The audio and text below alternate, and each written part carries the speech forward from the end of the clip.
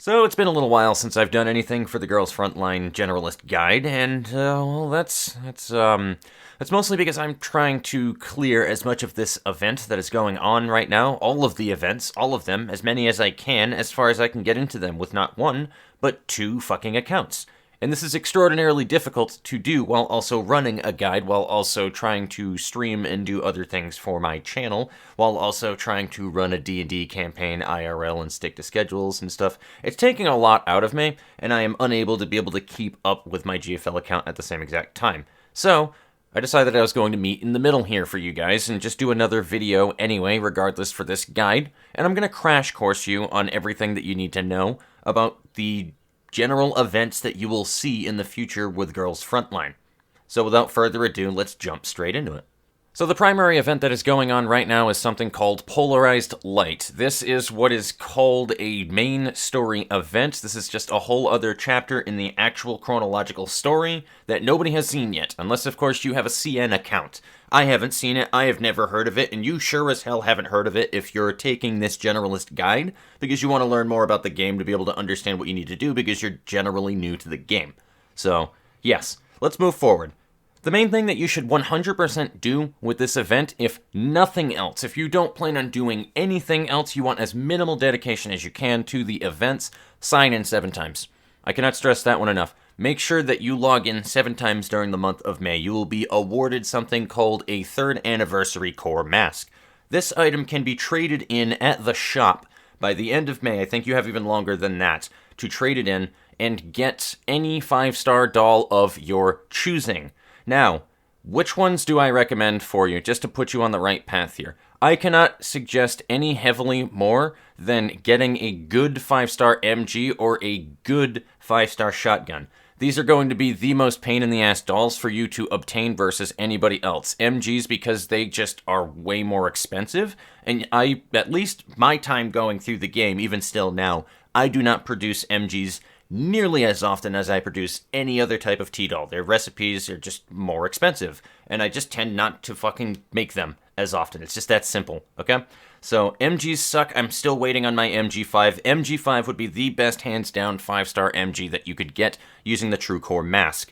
Aside from this, what you can also get for shotguns is, I cannot suggest any heavily more, SAT-8. She is a very good all-rounder shotgun. She can be the only shotgun you have in the front row. You have 3 MGs in the back line, and then a handgun in the middle. Somebody like, I can't remember what the hell her name is, though, but she's a cat. She's a 4-star handgun. She has the 3 tiles behind her and the 1 tile in front of her. I think her name is Mark 24 or something like that, though, but y'all know who I'm talking about. There's really nobody else that you would mix her up with, just to be blunt honest with you there.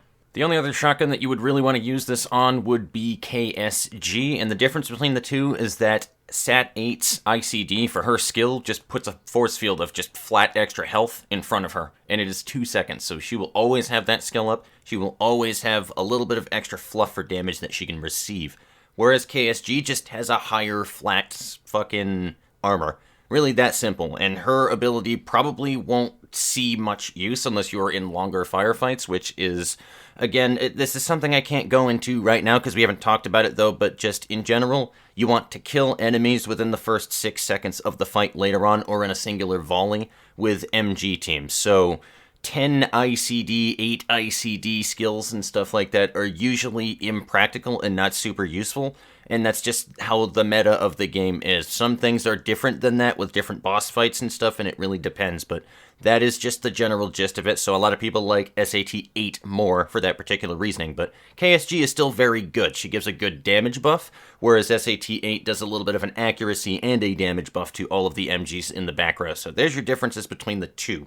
If you're really inclined where you don't want to get an MG or an SG, the other things that you can do with this True Core Mask would be get a good SMG. That would be a very good fucking meta tank that you can use. The most highly recommended one I could give you is P90. She is very difficult to get otherwise, and she is excruciatingly good at what she does. Her skill is very good. She has decent HP, decent evasion. You're just genuinely not going to find a much better SMG tank that's a good main tank, to be honest with you. Like, she's so well-rounded and has such an excellent skill for what she is.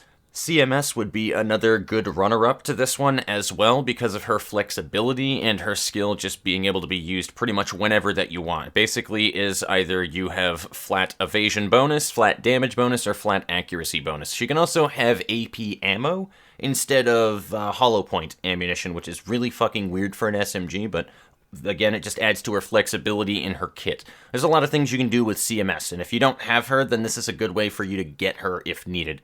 As far as ARs go, the most meta ARs and the really good ARs that you will be using to carry your shit for 5 stars really are mostly AN-94, AK-12, and of course K2. So those are like the 3 5-star ARs that I can't recommend to you any heavier, is those 3. They are very good at what they do. They're very good at clearing quickly, and they'll carry you through a lot of events and stuff later on as well when you get them to 5x and level 90. So those are my recommendations for what I think that you should pick, if nothing else. Those are the hardest to obtain as well. That went into a lot of my selections of those, on top of the amount of utility that they give you. They're like the hardest to obtain dolls in the game. So, there you go. I still highly recommend that you get a good shotgun, though, with your first True Core mask.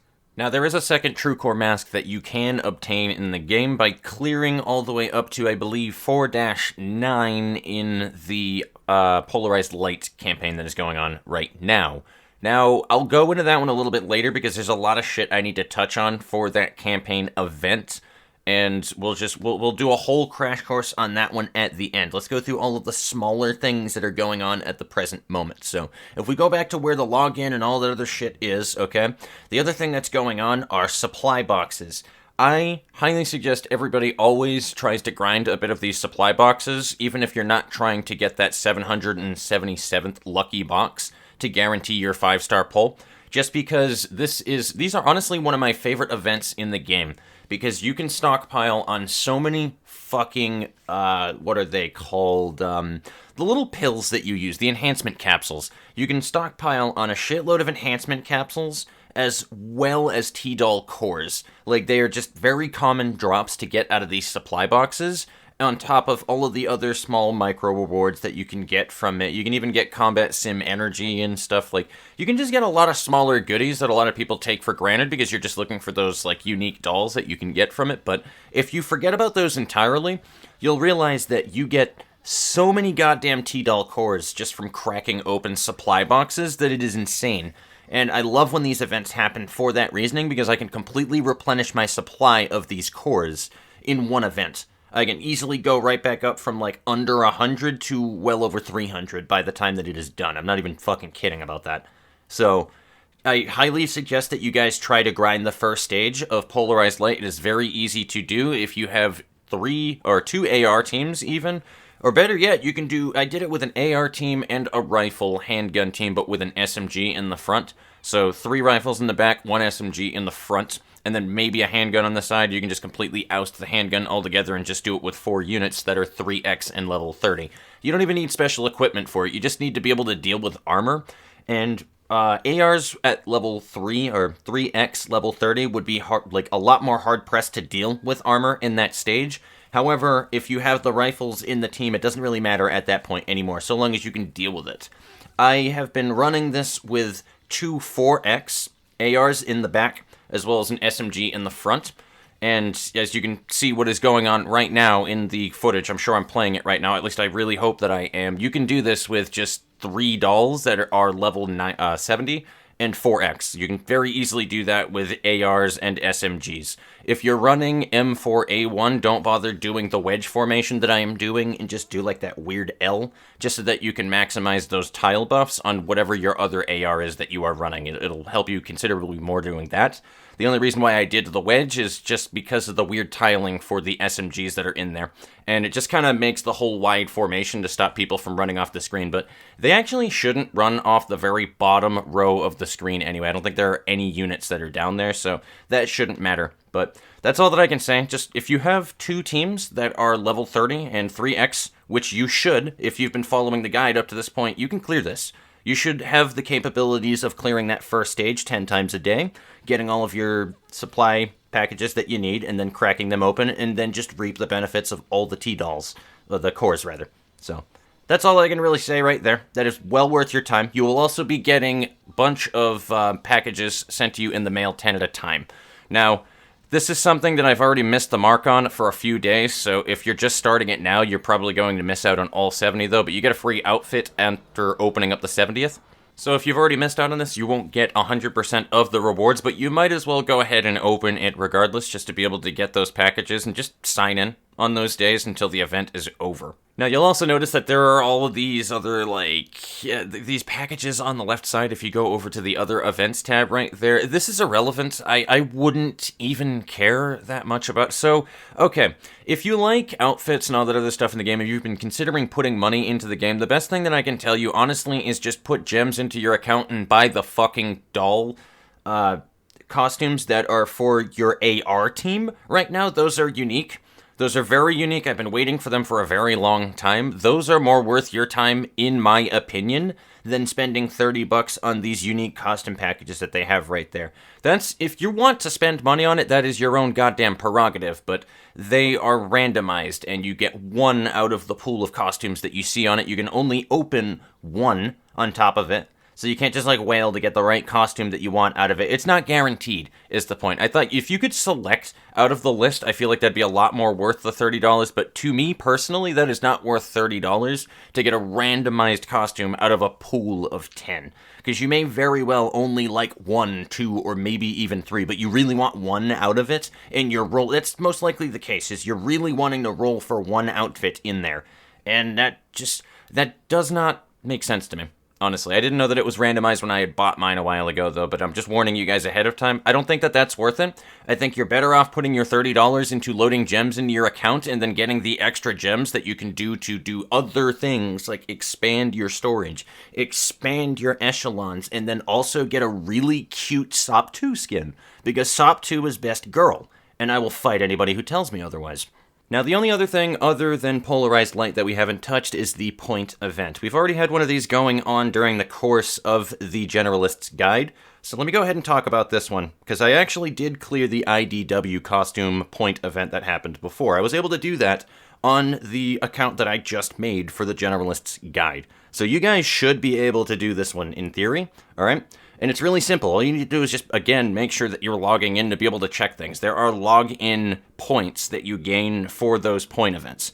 And basically, every, I think, week into the event, it'll open up another page of different things that you need to clear for said point event, all right?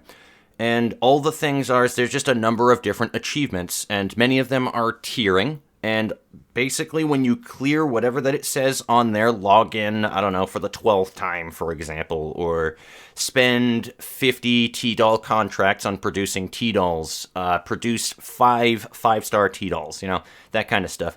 You gain X amount of points that go towards the total points you have for the point event during the time frame. Collect 1,800 points, and you gain the doll or the costume that is there. I don't know what this, I think it's R5 is the T-Doll that's in there. I don't know what she does, but she does look interesting, and I still want her for collective purposes regardless, so I'm still aiming for her. You should always aim for the 1,800 point mark if you can manage to do so. You should just always do that. There are certain things that you need to do in there, and that's why I tell you guys not to spend your combat sim energy, the extra one that you get, all that extra energy that you build up, because for these events, if you're lazy like me and you're not logging in every day to do your combat sims, to do the part that tells you to spend X amount of combat sim energy, that can save you when you're in a bind and you have 2 days left of the fucking event and you still need to spend 6 more energy, okay? So just make sure that you're logging in, make sure that you're visiting other people, dropping your likes and stuff like that, and hopefully getting people to drop in on your own dorm as well. That one's going to kind of suck, as well as the token spending one if you are free to play, but it is still manageable to do depending on how prepared that you are. What really sucks is when you're trying to go for the challenger medals on these point events. I wouldn't suggest going for them until you are very late in the game or you've spent enough time where you have good resources where you can do that. But 1,800 should be manageable for you guys to do at this point in time to be able to get that free 5-star. I wouldn't necessarily worry about building her quite yet, but absolutely add her to the arsenal if you can by doing that. It is well worth your time if you have the time to do so. Okay, so here we go. Polarized lights. Let me go ahead and summarize the event first before we move into whether or not that you should do it, what you should expect, various other informations that you would need to know about Polarized Light, because there's a lot of shit that I would need to tell you guys about that one, to be really honest with you, okay? So, these campaign events are really simple. This is going very similarly to, I believe it is called Shattered Connection was the last campaign event that we had, and I think it had a very similar way that it rolled out. So all of these little banners that you see when you click into the event are different chapters, okay? Basically rolls out the same exact way that the campaign has been this whole entire time. You get chapter 1, 2, 3, 4, 5, 6, and then individual stages inside of them, though they tend to be longer than 6 stages or 4 stages, okay? So what you need to do is you're just going through this event. They branch out. There's a lot of different smaller story segments that they branch out into as well. And by clearing each part of the event, you get, of course, clear rewards that are the first-time rewards for clearing that stage, story or otherwise. Okay? By clearing further into it as well, there are a number of these. I don't know if this is going to be exactly like Shattered Connection, but the last one had separate clear rewards. I'm thinking the Division event now that I think about it.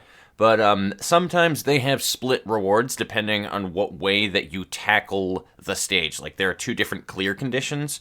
So always check what your clear conditions are for every fucking stage. They are very specific sometimes, okay? There's actually a stage in here very early on that tells you that you need to play the pacifist route, essentially, and not kill everything, otherwise you can't clear the stage. You need to clear under X number of enemies or units to take a certain node before taking the main control post, or whatever, command post, at the end. So you have to read these to really know how to clear them. In each one of these stages as well, they have their own drop tables, as every stage in the game does, including a number of these things called limited drops. Now, we haven't really touched in on this and RNGs and all of that fun stuff, so allow me to explain to you guys the cancer that is limited drops in Girls Frontline, because honestly, these are the true end game of Girls Frontline, and I will fight anybody who tells me otherwise, okay? These things suck. Okay? RNG is not a fun thing to have to deal with. Luckily, they are much better than they used to be before, and there is a pity system where you gain medals that you can spend 400 or 500 on in the shop to be able to get the doll that is a limited drop of your choice. But, and that's what I should be showcasing right now if I'm not. However, limited drops are all RNG based. That's really all that it is. It means that certain enemies in there, and I've showcased this to you guys before, have certain drops for certain T-dolls, and you just have to fight that unit over and over and over again. So remember that when you're grinding the stages, because all you need to do is fight that unit, or as many units as you can in that run to refine your farming strategies to get them. Most people usually post farming runs for you to do online if you just Google it for the events. That's usually what I do, but sometimes I have my own farming stages that I like doing, or my own farming strategies of doing a thing. And it also counts towards when you clear the run. There's also a drop chance that you get, and it might be dependent on the rank that you get on your clear.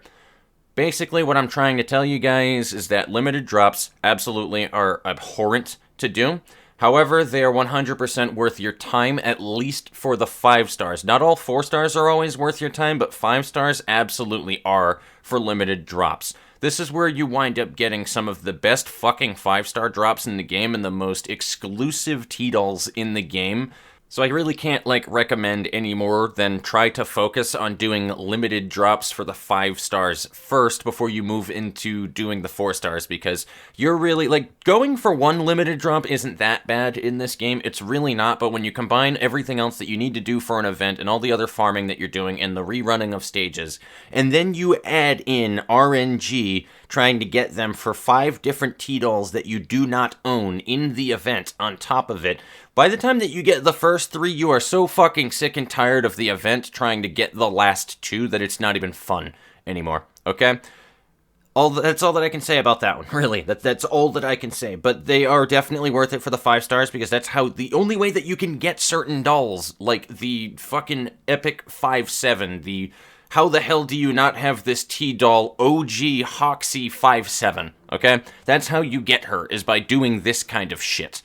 It is horrendous doing these, but it is an evil that must be done, and that's the best thing that I can say. All of the 5-star limited drops from this event are 100% worth it, though. I can tell you that one without a doubt. I even looked up what they all do just to make sure that you are aware of what all of these 5 stars are. Starting with ACR, let's go with her. So ACR actually does more damage depending on the number of debuffs that you have on an enemy. Her skill is a little impractical, but it does work if you kind of build around it, but why would you want to build around something that weird? So she's not the most meta unit, but she's definitely useful, and she has her own debuff if nothing else. She appeals to me as more of a boss buster AR. I like ACR, she is quite nice. I also know that X95 in there is a really good off-tanking SMG, and it's because her skill allows her to focus on one target. Again, you got another boss buster fucking SMG right here. I like X95 a lot, and I cannot recommend her anymore, so she is extraordinarily fun to run. Absolutely. Now, I'm going to talk about OTS next, just because OTS 14 is really simple to say. She is just the queen of night battle. She's the queen of night battle ARs. That is all that you need to know. She does a lot of extra damage, specifically at nighttime. So she is a nighttime AR. Get her if you need her for nighttime. 100% worth it, okay? Then the final one, Desert Eagle. I haven't used her yet, but what Desert Eagle really is a lot of people say that she is an AR in handgun's clothing, essentially. She is a hidden AR. She does a lot of damage. She has really high base damage, and she completely penetrates HP shields. She completely bypasses shields. She also has a really weird formation tile bonus, where if you put her into the top left, okay, which would be your 7 slot, she will buff everybody on the team with crit rate and I think damage. So she's a crit rate boosting handgun. Desert Eagle is a monster. When I actually started looking at her stats for this video, she is a monster. She is a very monstrous handgun and 100% worth your time. So all of the 5-star limited drops from this event are 900% worth your time to try to get. So it's up to you which ones that you want to focus on. You're going to have to do your homework on all of the other shotguns and various other 4-stars, though, that are in the event. I'm sure at least one of them is useful, but I don't give a shit to really aim for them at the moment unless I'm that bored. So that's all that I can tell you about the limited drops. So, should you try to clear Polarized Light, or at least to 4-9? Short answer, absolutely you should. You should absolutely try to do that, if you're capable of doing it. Long answer, depends on what's important to you. You already get a true core mask by default just by signing in as it is. What really matters on whether or not that you should go for the clear of the event is whether or not that you have the capability to kind of dedicate towards building your account to be able to do so. Because it's going to be kind of difficult for somebody who's only seen 3x and level 30 teams, and you're barely getting into that level 70 territory, okay? You have the capability of doing it. Again, thanks to the way that the forward base camp works and how you should be able to stockpile on a fuck ton of combat records. Leveling up has never been easier in this game. It's one of my favorite things about the game is when they added in the forward base camp. But the main thing is just you do need certain things to make your life considerably easier to be able to get there. Now, I went through all of the different stages to tell you what you would need to be able to clear based off of the Game Press site. I believe it is the Game Press site.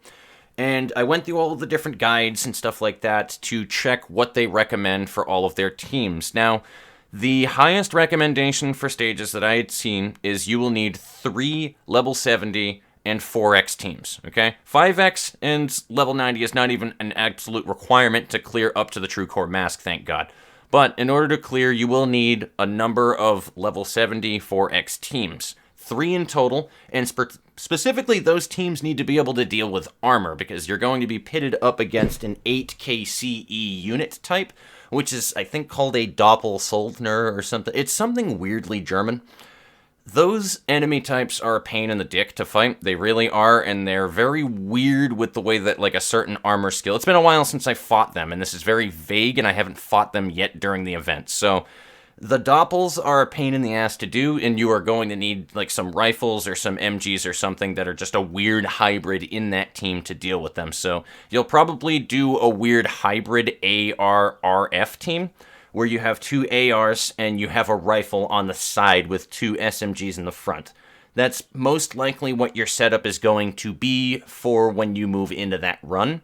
So you are going to need some level 40, level 70 4x ARs, a number of them, to be honest with you. I would say 6, definitely. So 6 is the bare minimum. You're going to need about 3 rifles that are level 70 4X. And we'll go with 6, like, would be the absolute, like, that would be the overkill, making sure that you had enough SMGs that were ready as level 74X, but you can probably make do with about 4 and then 2 handguns. If you really want to just cut it right there, that'd be like the bare minimum is 4 SMGs. Like, say, we'll say Ingram, Scorpion. If you pulled an UMP 45, that would be tremendously helpful for you as well, but we'll discard her for a minute, though. But say that you worked on your Sten, you worked on your Scorpion, you worked on your Ingram, and then, like, a Spectre M4, okay? That would be, like, the bare fucking minimum for SMGs that I would have you recommended to set up for this event. And then 2 handguns that are good enough to be in the front row that you can pull out or whatever the fuck that you want to do with them, okay? That is the bare minimum requirement that I could give you right there. And as for the rifle thing, like I said, you can use M16 if you want. So it's really not going to be that awful for you. M16 can be one of your DPS ARs if you really want her to be, but she is going to fall off compared to SOP2 or AR-15 or even M4. So she can be used if you have no other fucking options for ARs, okay? And then combine that with FNC and maybe OTS-12, okay? That's your 6 ARs that you need right there. That's easy. Those are easy units to be able to get to level 70 because most of those already start out at level 30, 35 when you first get them. Okay? The bigger pain in the ass would probably be those rifles, but I already had mine at 50 at the time, but that'd be like the best thing that I can recommend for you guys. So 3 rifles, 6 ARs. If you really wanted to go overkill with it, you could go a couple more ARs with that one, though. Bare minimum 4 SMGs. Try to go for 5 or 6, even if they're just 2 stars. And then 2 or 3 handguns tops. You will need dummy units as well, or dummy echelons for a number of these runs as well to be able to get extra runs, or extra moves. So maybe setting up like 2 dummies during certain runs, maybe a 3rd one, depending on how many combat echelons that you have available to you, but I'm just going to say 2 and assume that you guys only have 4 echelons available for you at the moment, and that would be super beneficial for you. And with that, I think you should be able to clear the event. It also depends on how hard that your equipment will be able to carry your ass into the event. So if you've been really unlucky with your equipment and you're still waiting on like a green 4-star exoskeleton for a tank, it could be harder, especially if you don't have really good high velocity ammo for your ARs to be able to fucking punch through all of the armor, because there's a shitload of armor in this event, and that's probably going to be the biggest thing that you have to deal with. But if you do have a built M2 HB, I could see a lot of armor being a joke to deal with. Just honestly with you guys, if you have like a good optical scope for crit rate, and you put it on your M2 HB, and just put a bunch of AP onto her, and just build her up to fucking 4x, she's going to eat through pretty much anything that you have to deal with armor, I guarantee you. M2 HB is a god for early units, so I would say probably just build her too on top of it. If you don't want to build a rifle, then build your M2 HB if nothing else. But that should help you get through the event with all of that kind of stuff. If you are incapable of being able to build up that many dolls, to that point, you're probably not going to be able to clear it, at least without a lot of problems, okay? You might be able to still clear it, but you're gonna suffer losses. I don't even with the recommendations that I have given you there, because I haven't tested it myself, you still are not guaranteed to clear it. So be prepared to set up a number of different units that you can to be able to clear the event if you're willing to do that, okay? Clearing all the way up to 4-9 and getting that true core mask, that's not super difficult to do. I've seen the CE of the different units that you're being pitted up against, and if you can clear your second combat sims for a number of different things, then you're pretty much most of the way there anyway.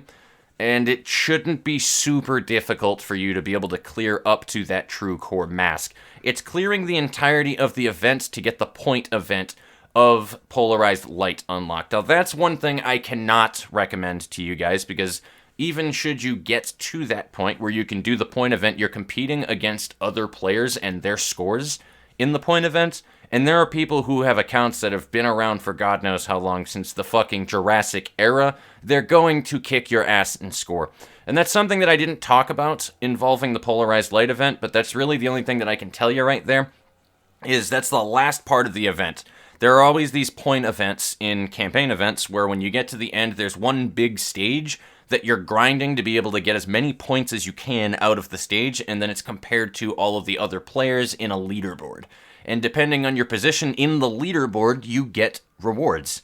So, I mean, it's interesting if you guys like PvP, you like that kind of thing. I don't. I don't like doing that because you always fall short of somebody who has just simply put way more time into the fucking game than you, and you don't stand a chance for it. So, I don't care to aim for them because I know that I'm most likely, 99% of the time, never going to get that unique fairy that they wind up giving out for those. But they do give out unique rewards for people that are higher on those leaderboards. So if that appeals to you, sure, absolutely. Do I think that you're capable of being able to go in there? Maybe. I don't think that you would be capable at this point in the account, though, to be able to do well in the point event. I think it is almost impossible, to be honest with you.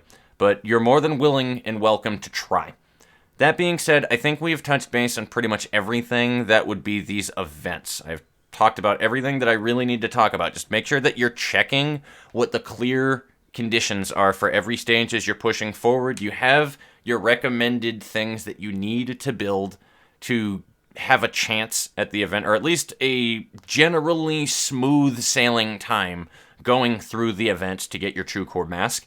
And that's the best thing that I can tell you guys and leave you off on right there, is just enjoy it.